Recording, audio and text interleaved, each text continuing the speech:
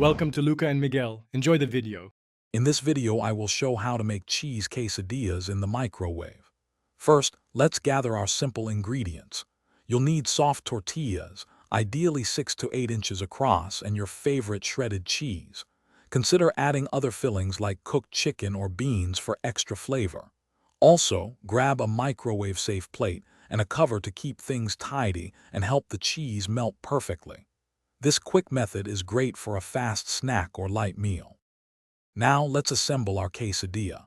Lay one tortilla flat on your microwave-safe plate. Take about 1/4 cup of shredded cheese and sprinkle it over just 1/2 of the tortilla. If you're adding other ingredients, make sure they are already cooked and spread thinly.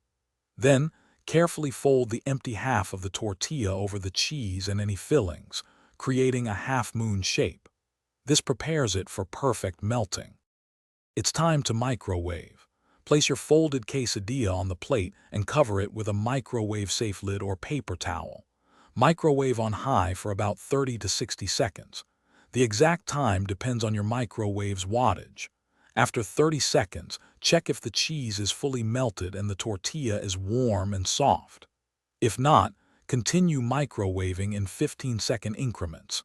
Be careful not to overcook, as this can make the tortilla chewy. Once your quesadilla is perfectly melted and warm, carefully remove it from the microwave.